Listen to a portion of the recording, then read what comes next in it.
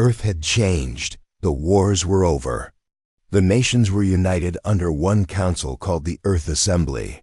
For the first time in history, humans worked together. There were no borders, no armies fighting each other. People now looked up not at each other, but at the stars. By the year 2481, humanity had built 12 colonies in space. The Moon had cities, Mars had farms, and Titan, one of Saturn's moons, had a growing population. There were mining stations in the asteroid belt and research labs floating between the planets. Humans believed they were alone. For more than 100 years, they searched for life beyond Earth. Telescopes scanned distant stars. Space probes flew deep into the unknown. But nothing. Only silence. Commander Ilara Quinn stood on the observation deck of the Horizon, Earth's largest exploration ship. Her short, dark hair floated slightly in zero gravity. Outside the glass, stars sparkled like cold diamonds. This peace. It feels too quiet, she said softly. Captain Del Morgan, standing beside her, smiled. You sound like the old soldiers, Ilara. Afraid peace might get boring? She didn't smile back. I don't trust quiet skies. Down below in Central Command, things were calm. Technicians monitored sensors, coded reports, and updated ship logs. Nothing unusual. Just another day in deep space. But far away, far beyond what any human satellite could reach, a signal was moving. It was not natural. It had structure, rhythm, purpose. It was not meant to be heard, but Earth heard it. 3 days earlier, at the Deep Space Listening Post on Pluto's orbit, operator Leif Yamada had fallen asleep at his station. The monitors beeped softly. The signal came in slowly, like a whisper. He woke up suddenly to the sound of a long, low tone. Something he had never heard before. He leaned closer. Is that music? No, not music. The pattern was strange, rising and falling like breathing, but mechanical. He ran it through translation filters. No match. He called his supervisor, who called the security office, who then called Earth. The signal had direction. It wasn't just floating in space, it was coming from somewhere. And it was getting stronger. Within hours, scientists and military leaders gathered to decode it. This is not natural, said Dr. Imani Cho, a leading astrophysicist. These aren't random pulses. This is structured. This is a message. Commander Ilara was ordered to investigate. The Horizon turned and began its journey toward the signals. Source Sector X9 Theta, a dark, cold part of space, far beyond any human colony. As the ship moved closer, strange things began to happen. First, the ship's long-range scanners glitched. Second, the onboard AI started showing errors. Third, crew members began reporting nightmares. Ensign Milo Beck woke up screaming. His heart raced. Sweat floated off his skin in the low gravity. I saw something, he gasped. In the dark, it wasn't human. Lieutenant Janaya Cruz, his roommate, looked worried. It's just a dream. Space messes with the mind. But he shook his head. No, it spoke. I didn't understand the words, but I felt them. Others began to report similar dreams of darkness, voices, and something huge watching them. Captain Morgan called an emergency meeting. This is more than psychological. Stress, he said, voice firm. Something is affecting the crew. Something we don't understand. Dr. Cho examined the signal again. Her eyes were wide. This message, it's not just data. It's alive in some way. It's like it's listening to us. The words silenced the room. 2 days later, they reached the signal source. It was nothing. No ship, no station. Just a dark area of space where light seemed to bend strangely.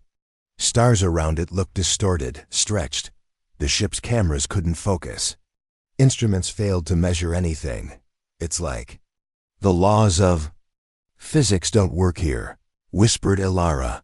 Then the signal stopped. All screens on the ship went black. Every light died. Complete silence. No engines. No sound. Nothing. For 30 terrifying seconds, the horizon drifted like a ghost. Then, the lights returned. Systems rebooted, but the crew was no longer alone. On the main screen, something appeared. Not a ship, not a face. A symbol. It looked like a spiral made of black lines, moving in ways that hurt to look at. Alara stared at it, unable to blink. Her voice was barely a whisper. It's watching us. Back on Earth, the signal reached the Defense Council. High Command issued Code Red. First contact. People celebrated. We're not alone. The headlines read, but those who understood the signal were not celebrating. Dr. Cho stood in front of Earth's assembly. Her face was pale. This was not a hello, she said. This was a warning. Commander Alara made her report. There was no communication. No attempt to talk. Only the symbol. And the feeling that something powerful is now aware of us. A young officer asked, "What do you think it means?" She looked at him with tired eyes. "I think we knocked on a door that was never meant to be opened." 1 week later, a deep space outpost stopped sending reports.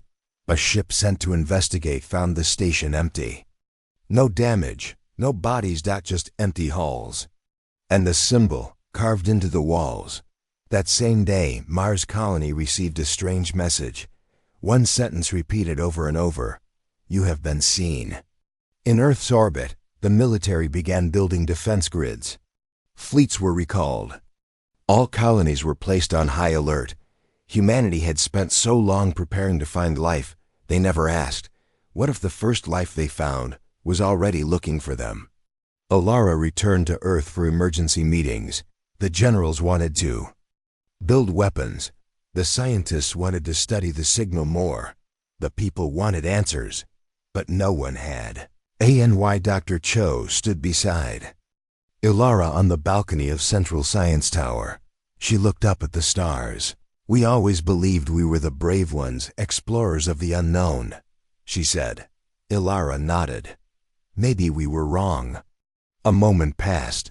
Then Dr. Cho whispered, "What if we are the prey?" The next signal came 7 days later. Louder. Closer. And this time, it had words, not in any known language, but it didn't matter. Everyone who heard it understood it. "Do not come closer. You are not invited. You are not ready. Leave or be destroyed." The Earth Assembly met in total silence. The message was clear. Turn back. Stop expanding. Hide. But humanity had never been good at hiding. The debate was short. "We will not be threatened," said Admiral Rourke. "If they want war, they'll learn what it means to fight humans." And just like that, the decision was made. Humanity would not run. They would fight. As the ships moved toward the unknown darkness, Ilara stood at the helm of the horizon. Her hand rested on the control panel. She looked calm, but her heart beat fast. She thought of Earth, of her crew, of the future. She knew they were walking into danger. She knew they might not come back. But she also knew something else. They had made contact, and nothing would ever be the same again. The human fleet moved carefully into Sector X9 Theta. 7 warships. 1 science vessel. 1 scout frigate. And in the lead, the largest of them all, the Horizon, with Commander Alara Quinn at its command. The symbol from the first signal still burned in their minds. That strange black spiral haunted their dreams. The warning was clear. You were not invited. Leave or be destroyed. But humanity didn't leave. Day 1 in the sector. Captain Dal. Morgan looked at the blank screen in front of him. No stars, no signals, just shadows. The crew had tried every scanner. Radar, heat, radiation, nothing worked. It was like the darkness was eating their signals. "Something's jamming us," said Lieutenant Cruz. "Or hiding." Dr. Cho stood silently at the edge of the bridge. Her fingers trembled. "This place isn't natural," she whispered. "It's shaped like a trap." Then it happened. The scout frigate Pathfinder vanished. No explosion. No distress signal, one moment. It was there. The next gone. Gone from radar. Gone from vision. Just gone. The fleet froze. Every ship activated shields. Weapons powered up. Crews rushed to battle stations. Commander Ilara opened the fleet-wide channel. Do not fire unless attacked. Stay close.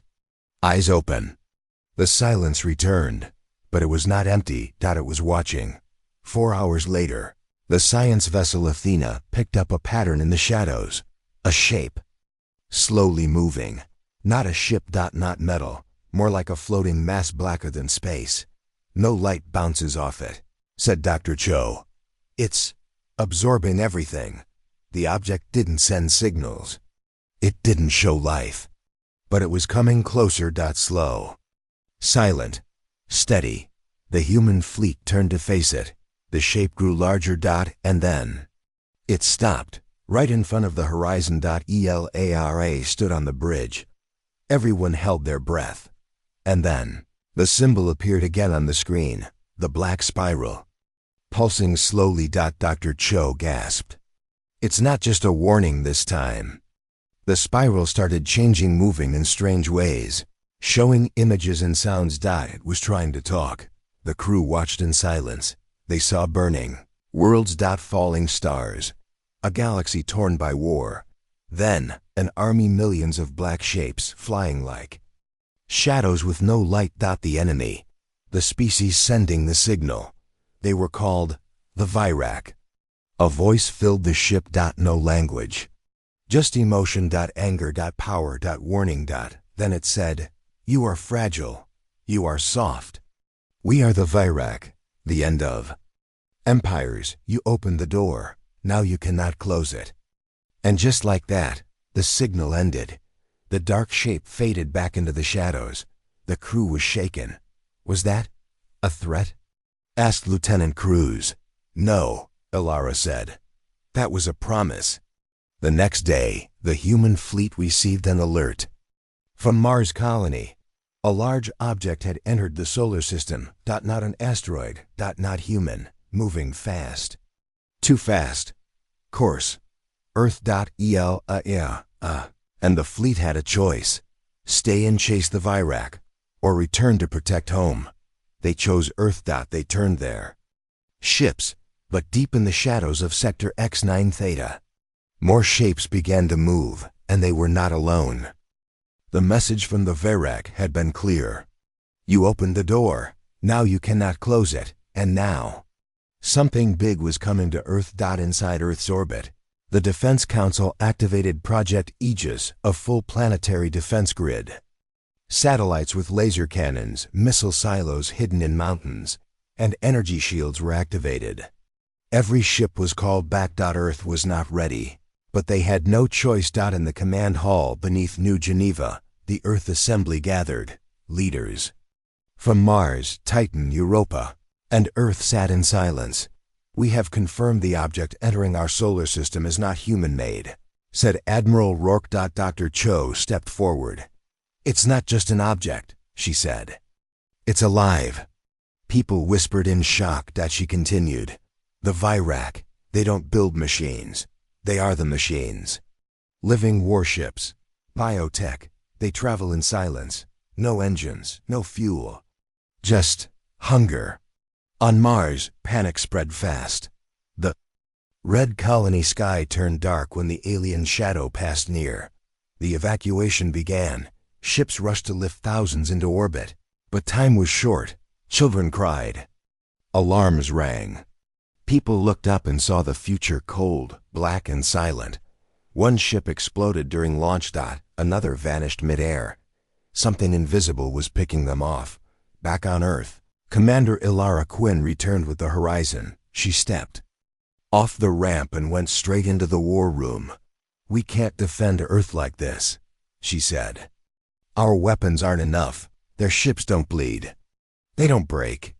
The council listened, but there was no plan. Until Dr. Cho said something strange. We found something inside the signal. A hidden code. The room went silent. It's deep buried under the warning. A strange sequence, repeating numbers, Maybe. A message inside the message. The top codebreakers worked for hours. Finally, they cracked part of it. And what they found was shocking. It was coordinates, deep inside a dead star system, and one word repeated over and over, the key. "We think this might be a weapon," said Dr. Cho. "Something old. Something the Virac fear." Commander Alara stepped forward. "Then we go get it." The Council objected. "We can't spare more ships. Earth is under threat." But Alara didn't wait. She took her crew. The Horizon left again.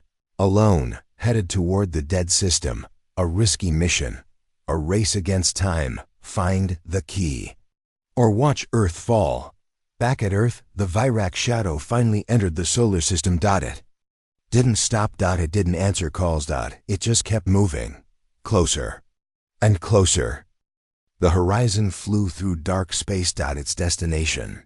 A dead star system. The coordinates hidden in the Virac's warning had led here. No stars. No planets. Just cold emptiness. Commander Ilara stood on the bridge. "Scan everything. I don't trust this silence," she said. Dr. Cho worked fast at the science station. "There are ruins ahead. Large structures. Not natural." This wasn't just a system. It was a battlefield. They reached an area filled with broken metal and floating wreckage. Massive. Towers drifted in space. Some were the size of cities. No lights. No power. But something about them felt alive. The crew launched drones to explore. As the drones entered the ruins, they sent back images. Dark tunnels. Symbols on the walls. Different from the Virac. One word appeared again and again in the ancient writing. Pray. Inside the deepest part of the ruins, the drones found a strange chamber. In the center floated a glowing sphere, surrounded by dead machines. The machines looked like they had been melted or killed. The energy around the sphere pulsed slowly like a heartbeat. Dr. Cho whispered, "That's it, the key." Commander Ilara gave the order. "Bring it aboard, carefully." The sphere was placed in the Horizon's science bay. At first, nothing happened. Then the lights flickered, the ship trembled, and every screen showed the same image, a black sun. Then a voice echoed inside the ship, not through speakers, but inside their minds. It was not the Virac. It was something older. It said, "You found what should stay lost. Do you seek power or survival?" The crew froze in fear. Ilara stepped forward. "We seek a way to stop the Virac." The voice answered, "Then use me and become what they fear." Suddenly, the ship's systems went offline for 10 seconds. When they returned, the sphere had merged with the ship's core. The Horizon changed. Its metal skin turned darker. Its engines glowed blue instead of red. New weapons appeared on the ship's sides made of energy, not steel. The ship had evolved. Dr. Cho's face was pale. "This is ancient tech, not human. Not Virac. This is something in between." Commander Ilara nodded. "We don't have time to ask questions. We tested on the way back." They turned the ship around, but before they could leave the system, a Virac war form appeared. Massive, silent, hungry. Black arms stretched across space. It had been waiting. The Virac charged. The Horizon opened fire. The new weapons worked. One shot from the upgraded cannon sliced through the enemy's armor. The Virac screamed, not in sound, but in thought. The crew felt it inside their minds. Pain, fear, anger. The Virac vanished. Retreated. For the first time, they ran. Ilara looked at the crew. "We can hurt them." And for the first time, they believed it. Meanwhile, near Earth, the Virac ship had arrived. And it was not alone. 5 more ships entered orbit. Earth's defenses prepared for the worst. But then, something happened. All Virac ships stopped moving. And a new message was broadcast across all human frequencies. "You carry the old key. You have broken the rule. Now we bring the storm." The Virac fleet had entered Earth's orbit. 6 black war forms surrounded the planet. No lights. No engines. They floated like silent shadows above the blue world, on the ground. Sirens screamed. People rushed into bunkers. Fighters launched from underground bases. Earth was ready, but the enemy did not attack. Not yet. They waited. Watching. At the same time, the horizon raced back from the dead system. Its engines burned with the power of the old key. Inside the ship, the crew watched the battle build from a distance. Commander Ilara's face was calm, but her fists were tight. "We need to get home now," she said. In the science bay, Dr. Cho continued her work on the key, while the others focused on weapons. She searched its data. She found something strange. The key was remembering. It showed her flashes like dreams. Worlds burning, armies falling, the Virak running in fear. She stayed up for hours, connecting each vision. Finally, she found the truth. She ran to the bridge. "Ilara, the Virak didn't create this galaxy-wide war. They were created to fight a war that already happened." The crew looked at her in confusion. Dr. Cho continued. "The Virak were built by an ancient race, the Makers. A long time ago, there was another enemy. Something worse. They called it the Void Hunger, a force that eats stars, eats life, eats everything." Commander Ilara's eyes narrowed. "So the Virak were weapons?" Dr. Cho nodded. Double quotes, "Yes, living weapons. Controlled by the Makers to stop the Void Hunger. But something went wrong. The Makers vanished, and the Virak forgot their mission. They still fight, but they fight everything now. To them, we're just more noise, another infection to erase." Suddenly, the key glowed. A new message appeared. "The void stirs again. The Virak remember. Earth is in the way." Back near Earth, the Virak finally moved. They fired one blast. Not at the cities, but at the sky. Satellites were destroyed. Communications went dark. The defense grid broke down. Human ships scrambled to respond, but they were outmatchd. One by one, ships fell in silence. Then, just as Earth's last defense ship was about to fall, the horizon arrived. Black metal. Blue engines. No longer fully human. Something more. Ilara gave the order. "Open fire." The new energy weapons struck first. The nearest Virak ship cracked. Split apart. The others turned toward the horizon. Their silence ended, and a message was sent. "To every human mind, you carry the ancient sin. You were warned. Now burn." The battle began. Virak claws struck out. The horizon danced between them. Shots lit up the sky. One enemy fell, then another. But the Virak kept coming. There were many. Too many. Then the key changed. It spoke again, only to Ilara. "You are not Maker, but you lead like one. Unlock me." Ilara didn't know what it meant, but she trusted her instinct. "Do it," she said. The ship's core pulsed with light. Wings of energy spread from the horizon sides. The ship became something new. Faster, sharper, deadlier. In one blast, it destroyed 2 Virak warforms. The others paused. Shocked. Afraid. On the bridge, Dr. Cho whispered, "They remember what we just became." Ilara looked out at the stars. "We just gave them a reason to fear again." But deep in the key, another vision appeared. A shadow. Far larger than the Virak, moving slowly across a galaxy. Eating suns. The real enemy, still coming. The sky above Earth burned. 2 Virak warforms floated in pieces, destroyed by the horizon. But 4 still remained. Earth's defense grid was down. Communications were limited. Cities had lost power. The Virak moved in closer. Silent. Waiting. As if deciding who to erase first. On the bridge of the horizon, Commander Ilara Quinn stood firm. Her voice was steady. "We hit them again. Hard. We show them we're not prey." The crew was tired but ready. This ship, now fused with the key, was faster, stronger, sharper. But it still wasn't enough. Back at Earth Command, Admiral Rourke stared at the battlefield from underground monitors. All remaining ships launch. Protect the cities. Pilots took off with whatever ships remained old, outdated, underpowered. But they flew. Because Earth needed time for the horizon to strike. Dr. Cho stood at her station, analyzing the key. Alara, we have something new. She pointed to the screen. The key isn't just a weapon.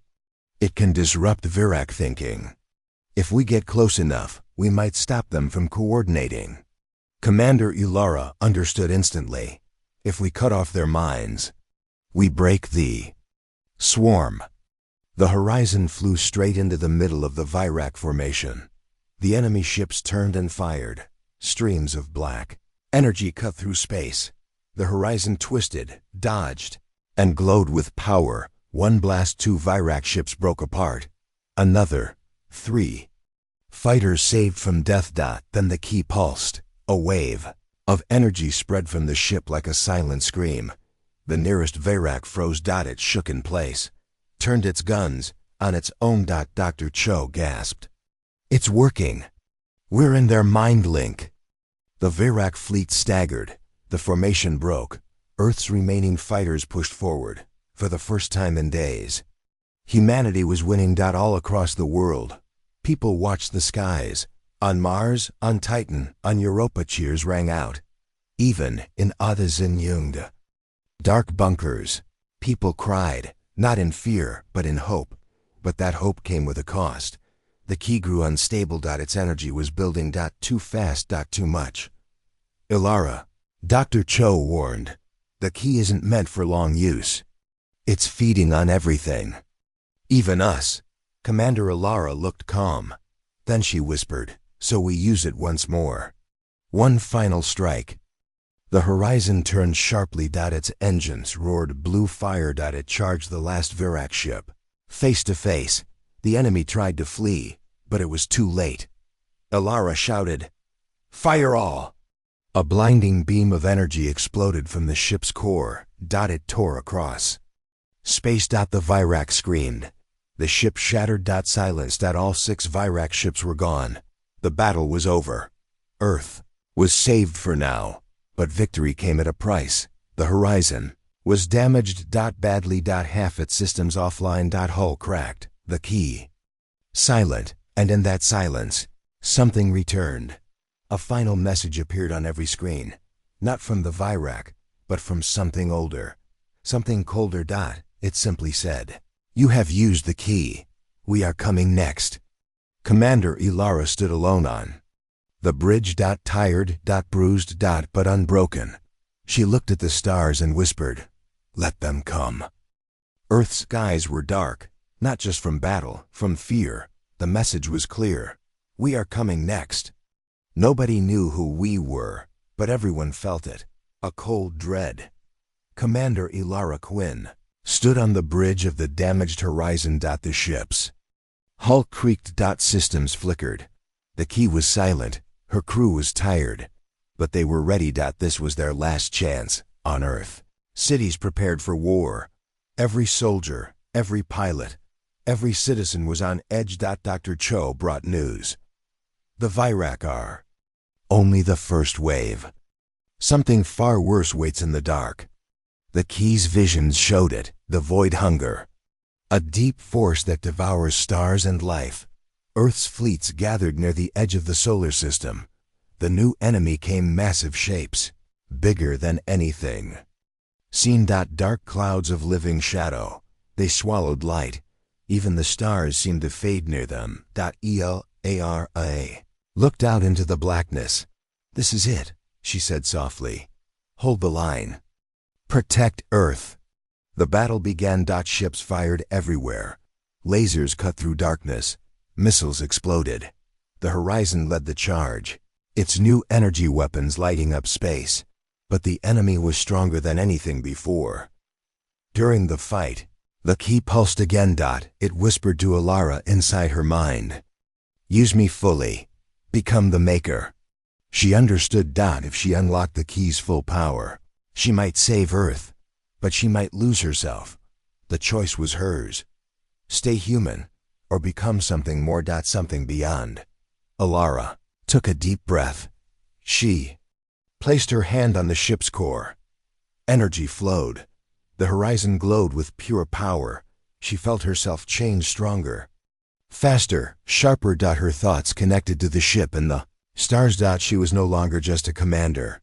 She was the key. With a mighty roar, the horizon unleashed a beam of light. It cut through the darkness. The enemy screamed in silence. One by one, their ships broke apart. The void hunger recoiled, but the power came at a cost.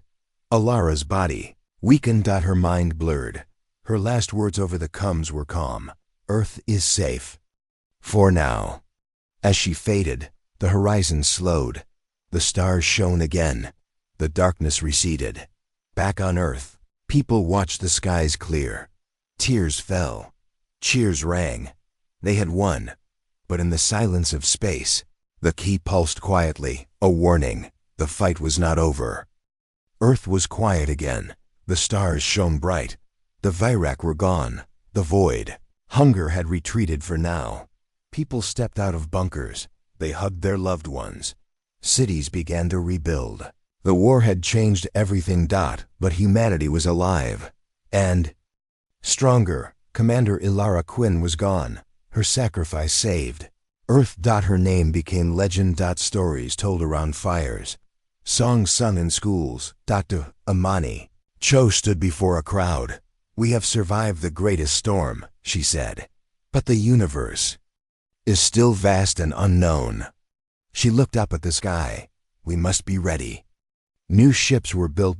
New weapons designed. New alliances formed. Humanity was no longer alone. They were part of a greater story. In the darkness beyond the stars, the key pulsed quietly.